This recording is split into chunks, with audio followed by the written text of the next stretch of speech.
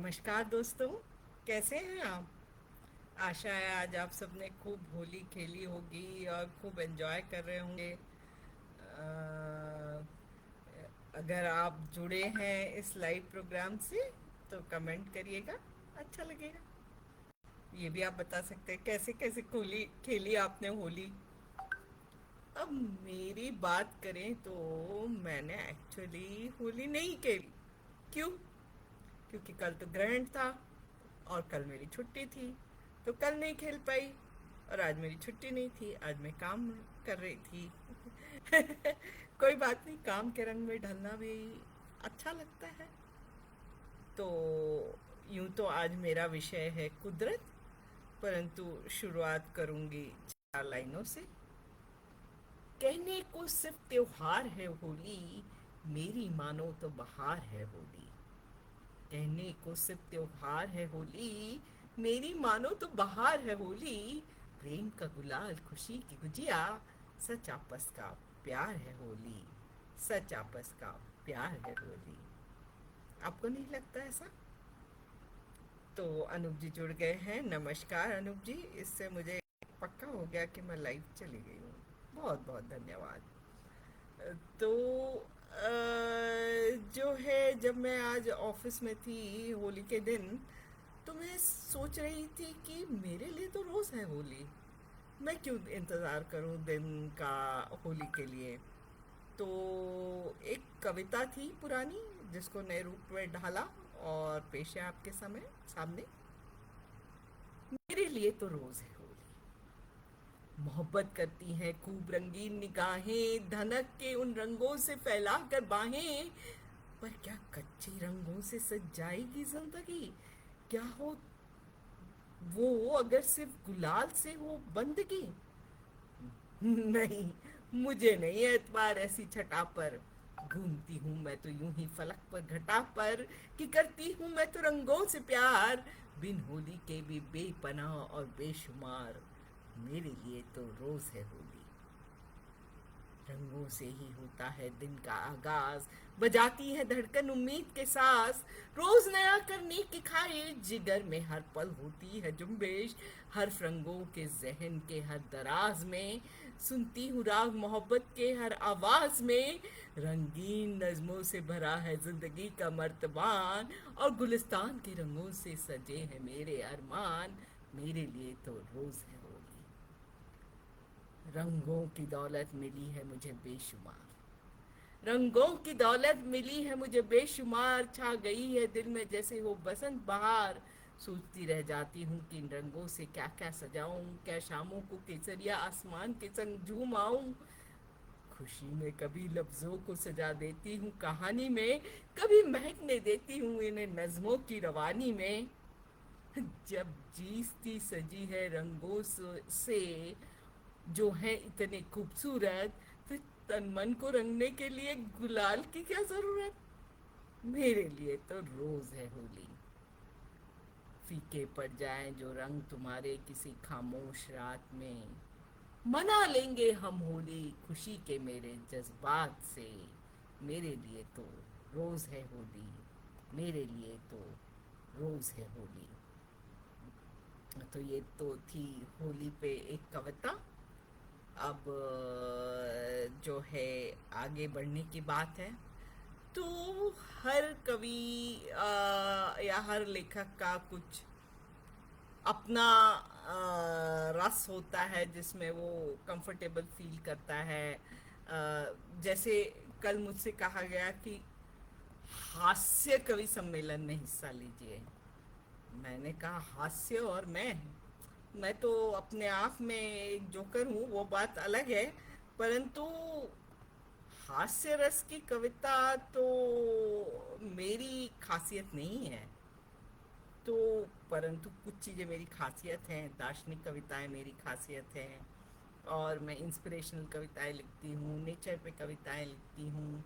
Nature से बहुत कुछ मुझे सीखने को मिलता है। तो मैंने सोचा आज कुदरत यानी प्रकृति, इस पर ही कुछ कविताएं सुनाऊं। तो पेश है चार पंक्तियां। ए कुदरत, मैं तो बन गई जोगन तेरी, गुलों सा मुझे तुझ पर बिछ जाने दे। ए कुदरत, मैं तो बन गई जोगन तेरी, गुलों सा मुझे तुझ पर बिछ जाने दे, घुल जाने दे मुझे तेरी रूह में कतरा कतरा, और मेरे जहन को सारे जहां जहां को महकाने दे।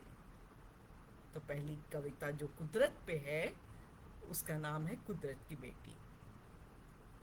कौन हूं मैं, कहाँ से आई हूँ? शायद मैं कुदरत का बोया हुआ कोई बीज हूँ। कुदरत ही मुझे सींचती रही है, मेरी रूह की परवरिश करती रही, और मैं भी तो उसमें ही समाई हूँ। हाँ, मैं कुदरत के ही किसी लोक से आई हूँ। जब कभी बेकल होता है मन, उसकी गोद में हमेशा से ही बरकत पाती आई हूँ। जब खुशी मेरे गाम चूमती है, मैं भी कुदरत को ही चूमती आई हूँ। हाँ, मैं कुदरत के ही किसी लोक से आई हूँ। जब मेरे ख्वाबों के पर कट जाते हैं, मैं तितली से पंख उधार मांग आई हूँ। जब मुझे गीत गाने को मन करता है, मैं कोयल को अपने सीने में बसाती आई हूँ। जब मुझे ऊंचा उड़ने का मन किया है, चील से उसकी परवाज मांग लाई हूँ। हाँ, मैं कुदरत के ही किसी लोक से आई हूँ। मेरे चारों ओर खिलते हैं न जाने कुदरत के कितने ही रंग, मेरे जिगर में जागती रहती है कई हजार मुट्ठी भर उमंग। गिरूं तो उठने की ताकत मुझे कर देती है हरदम ही दंग। मैं तो कुदरत से ही उसके हौसले पाती आई हूँ। हाँ, मैं कुदरत के ही किसी लोक से आई हूँ। हाँ, मैं कुदरत के ही किसी लोक से आई हूँ। तो और किस किस को लगता है कि वो कुदरत से आए हैं, या उनको कुदरत से बहुत चाहत है? यदि आपको ऐसा लगता है तो ज़रूर लिखें। आपके कमेंट्स अच्छे लगते हैं। जब भी कोई कविता यहाँ सुना रहा होता है कवि, तो मुझे भी अच्छे लगते हैं। इंतज़ार है आपके कमेंट्स का। परंतु तब तक मैं बढ़ती हूँ आगे। चार पंक्तियाँ सुनाना चाहूँगी। आफताब जब आसमान में खिलता है, मेरे जिगर में भी एक सूरज निकलता है। आफताब जब आसमान में खिलता है, मेरे जिगर में भी एक सूरज निकलता है। रोशनी से भरी मैं जुस्तजू की चाशनी पी लेती हूँ। ये जोश का सिलसिला महीनों चलता है। जोश का सिलसिला मेरा तो हरदम प्रकृति से ही शुरू होता है और प्रकृति में ही खत्म होता है। तो अगली कविता जो पेश करने जा रही हूँ, उसका शीर्षक है मेरे मन का मस्त परिंदा।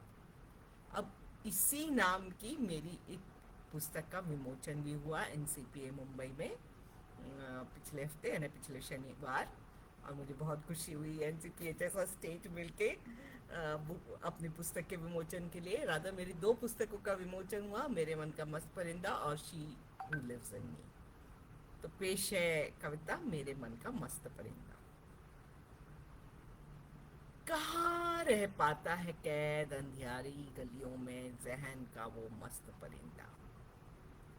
कहाँ रह पाता है कैद अंधियारी गलियों में जहन का वो मस्त परिंदा। जब भी उसकी सुबह होती है, उड़ने लगता है, नीले आसमान को चूमने लगता है, बहती नदियों संग मचलता है, विशाल समंदर संग बहकता है, कभी गाता है, कभी झूमता है, फिर आराम फरमाता है किसी गुलों से लदे पर दरख्त पर। वो देखता है वहां से कुदरत का मुस्कुराता रुखसार, कभी न खत्म होने वाली जुस्तजू, हवाओं में भरा हुआ जोश, और कुदरत से आशिकी कर बैठता है। जानता है वो कि कुदरत उसके दिल में है, और कहीं ना कहीं वो भी कुदरत के दिल में है। सिर्फ इस ख्याल से खुश वो परिंदा फिर पहुंच जाता है जहन में। उसके हर जर्रे में जोश की लहर होती है। उस वक्त वो खुद को कैद नहीं महसूस करता। वो परिंदा मुझे भी जोश की इस लहर से भिगो देता है, और जुस्तजू से भरी हुई मैं मुस्कुरा उठती हूँ। जुस्तजू से भरी हुई मैं मुस्कुरा उठती हूँ। मुस्कुराते तो हरदम रहना चाहिए, नहीं? आप लोग मुस्कुराते हैं कि नहीं? मैं अक्सर कहती हूँ मुस्कान सबसे खूबसूरत एक गहना होती है, तो इस गहने को ज़रूर पहनिए। हीरे मोती जवाहरात वो पहने ना पहने, मुस्कान ज़रूर रखिए चेहरे पे। और बढ़ते हैं आगे। चार पंक्तियाँ सुनाना चाहूँगी। कि रब्त का मैं शिकवा कर बैठा, हाय मैं कितना अकेला था। रब्त का मैं शिकवा कर बैठा, हाय मैं कितना अकेला था। अहम को अपने मिटा दिया, संग संग साथियों का मेला था, संग संग साथियों का मेला था। तो अगली कविता का शीर्षक है मोहब्बत। कठोर से पत्थर निष्ठुर सा कोसार, कठोर से पत्थर निष्ठुर सा कोसार, जब बिखरी जमी पर पानी की बूंदें, छा गई बहारी बहार। जाने कहां से मोहब्बत का झरना भी फूट उठा, बहते बहते उन पत्थरों पर से झील का खूबसूरत रूप ले उठा। बैठे हुए थे हम और तुम कुदरत के नजारे को ताकते, कभी कोसार की ऊंचाई को नापते, कभी झील की गहराई को आंकते। उस शाम के अनोखे लम्हों ने मोहब्बत का मतलब सिखा दिया, जिंदगी किस चीज को कहते हैं ये अनजाने में बता दिया, ये अनजाने में बता दिया। मोहब्बत करनी हो तो अहम की ऊंचाई रखो कम, और फिर झील के पानी सा तुमको होना ही होगा नर्म, तुमको होना ही होगा नर्म। मोहब्बत करनी हो तो अहम की ऊंचाई रखो कम, और फिर झील के पानी सा तुमको होना ही होगा नर्म, तुमको होना ही होगा नर्म। तो क्या आपको कुदरत किसी तरह मोटिवेट करती है? क्या आपको फूल, पत्ते, पेड़, चिड़िया कुछ मोटिवेट करते हैं? यदि हाँ तो ज़रूर कमेंट करें। फिलहाल बढ़ते हैं आगे, और जो है अगली कविता जो मैं सुनाना चाह रही हूँ, उसके पहले 4 पंक्तियाँ। ताल्लुकात गहरा है जिस्म और माटी का, रिश्ता भी बड़ा पुराना है, माटी से ही जिस्म को उठना है, फिर उसमें ही समा जाना है, फिर उसमें ही समा जाना है। कविता का नाम है डाल और रिश्ते। ये मैंने पुणे में लिखी थी, जहाँ मेरे घर बहुत बड़े बड़े 3 जामुन के पेड़ थे। जब भी मेरे बगीचे में तेज बारिश होती है और आंधियां साए साए चलती हैं, एक न एक जामुन के पेड़ की डाल दरख्त से टूट कर गिर ही जाती है, और उसे यूं जमीन पर गिरा हुआ देख न जाने क्यों आंखों में आंसू आ जाते हैं।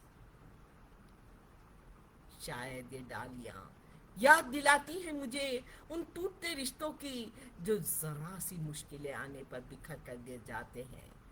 ये एक विपदा आई और ये एक रिश्ता झड़ा, अरे ये दूसरी अड़चन आई और ये रिश्ता टूट गया। क्यों टूटती हैं ये डालें इतनी आसानी से?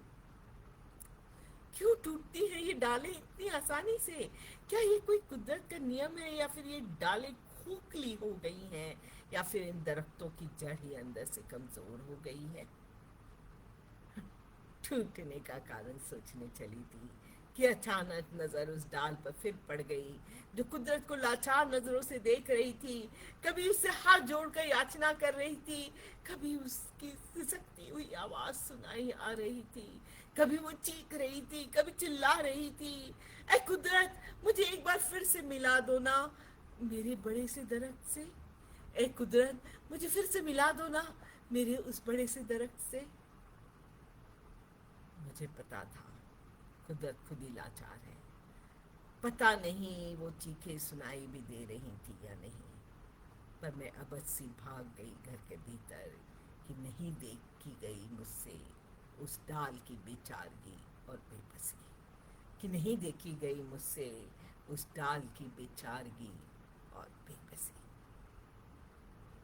तो कुदरत के भी कई रूप होते हैं, और अलग अलग रूपों में हम कुदरत को जानते हैं, पहचानते हैं।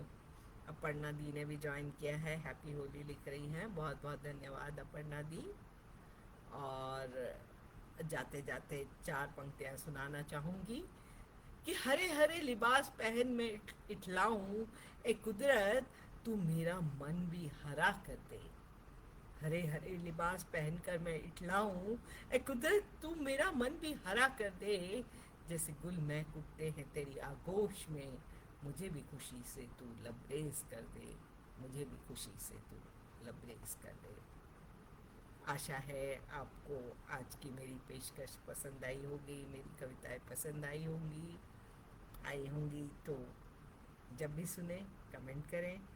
और आपको एक बार फिर से होली की खूब खूब बधाई। खूब मनाए होली, खूबसूरत होली, और ज़िंदगी में मुस्कुराते रहिए। आप सबको मेरा नमस्कार।